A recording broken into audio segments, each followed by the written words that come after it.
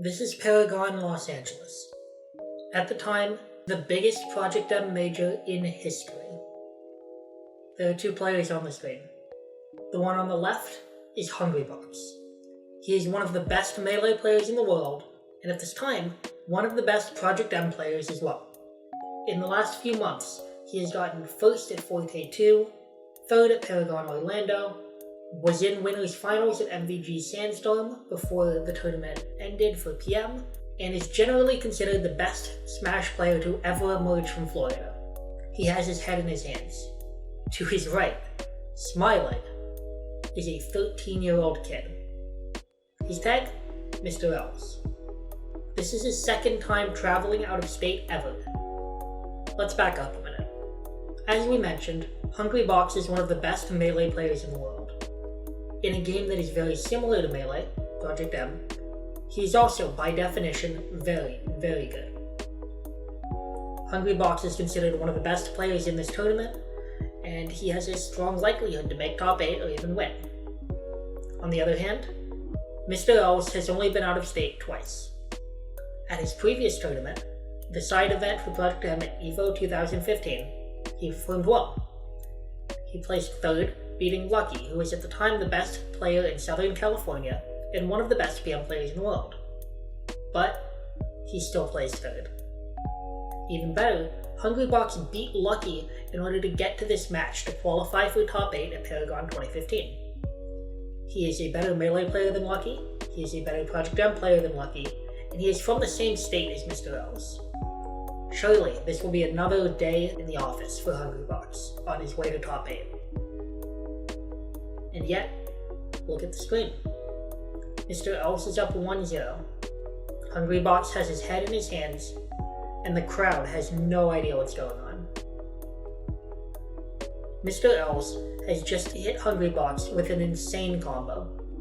He puts him onto a platform, hits him with a bacon, and then, as if he knows exactly where Hungrybox will be, he throws out Mr. Game & Watch's side B, which has a 1 in 9 chance to be a one-hit KO. I was gonna say, catches him out of up B. Whoa! This combo makes no sense. It's the kind of thing that relies on luck, it relies on your opponent DIing correctly, and it relies on so many things that for a professional Smash player who's been playing the game for a decade, it would make no sense.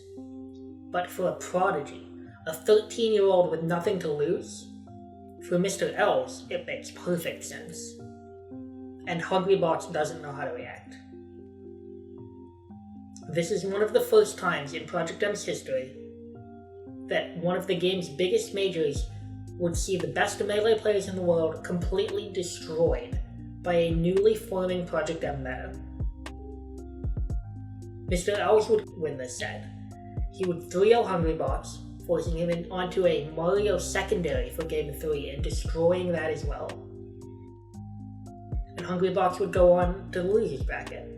He would place 4th at Paragon, picking up an impressive win on iPunch Kids before being eliminated by Mewtwo, another Melee god. But Mewtwo in his own right would go on to place 3rd, losing to a PM-specific player known as Oracle. Mr. Els would win Paragon from winner's bracket at 13 years old. Nobody knew who he was.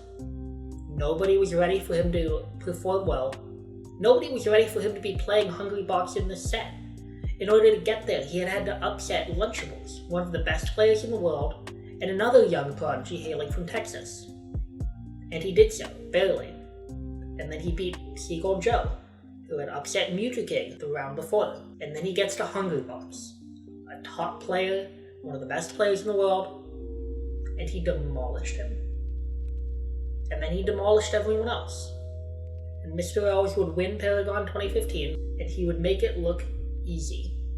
And that makes this moment one of the first to kick off a new era of Project M. Not just because they were playing on a new patch, version 3.6, but because this would be one of the first times that a player who was unique to Project M would go on to win a major and then become one of the game's new top players. He had no background in Melee or Brawl or Smash 4, which had recently come out at the time. He was a Project M player. who had developed his character's meta and would go on to dominate the game.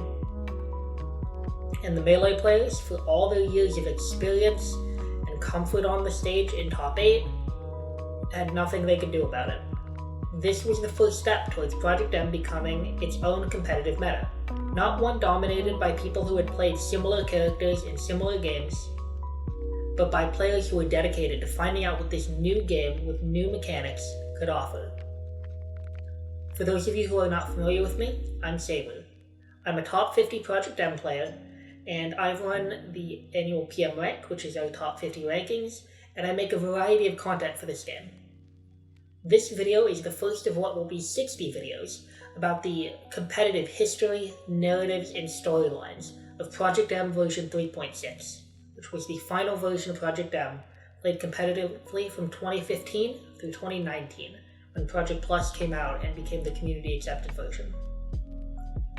Through this series, I hope to tell the story of Project M through moments in history. I hope to focus on the players who made this game great and worth following for all these years. And for people who are new to the scene or haven't been around for as long as the game has and most of my followers have, this might be the first time you've heard of some of these players, although it's quite unlikely for Hungrybox or Mr. Else. But I'd like to tell the story of Project M and what makes it special, and we'll do that through visiting moments like this in PM history, chronologically, and talking about what made them historic or iconic, enough so that I can talk about them 5 years later from memory. If you enjoyed this video, feel free to subscribe, share it around, and I hope you enjoy the future ones coming soon. Thank you.